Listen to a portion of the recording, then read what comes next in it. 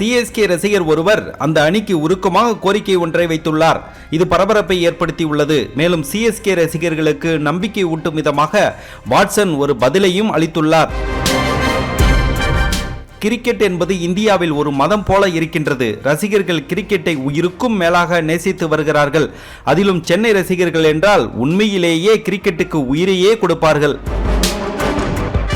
ஆனால் அப்படிப்பட்ட அணி வேண்டுமென்றே ஒரே தவறை தொடர்ந்து செய்தால் அது ரசிகர்களுக்கு எவ்வளவு பெரிய வலியை தரும்.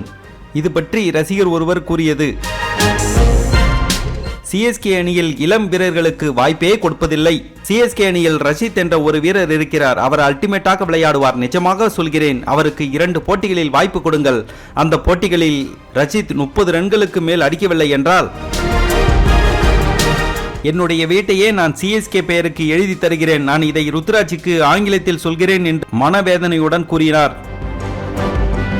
சிஎஸ்கேவின் ஃபார்ம் குறித்து வாட்சனிடம் கேள்வி கேட்கப்பட்டது. இதற்கு பதிலளித்த அவர், சிஎஸ்கேவின் செயல்பாடுகளில் நிச்சயம் எனக்கு ஆச்சரியம்தான் தருகிறது. தற்போது சிஎஸ்கே அணி தடுமாறுவதை பார்க்கும்போது இது சிஎஸ்கே போல் தெரியவில்லை.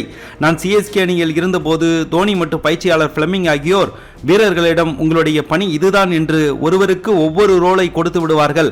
அதற்கு தகுந்தாற் போல் நாங்கள் தயாராவோம். ஆனால் இந்த சிஎஸ்கே அணியில் சில குறைகள் இருக்கிறது. அதை நிவர்த்தி செய்ய சிஎஸ்கே போராடி வருகிறது. தற்போது சிஎஸ்கே அணி என்ன மாற்றங்களை செய்ய வேண்டும் என்பதை கண்டுபிடித்து இருக்கும். இன்னும் தொடர் போக போக அவர்கள் தங்களது அணியின் காம்பினேஷனை கண்டுபிடித்து வெற்றி பாதைக்கு திரும்புவார்கள்.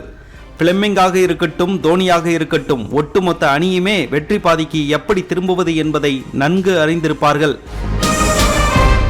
தோனி இன்னும் நன்றாக விக்கெட் கீப்பிங் செய்து வருகிறார். இதே போன்று இன்னிங்ஸை பேட்டிங்கால் அபாரமாக முடிக்கும் திறனும் அவருக்கு இருக்கின்றது என்று வாட்சன் கூறியுள்ளார்.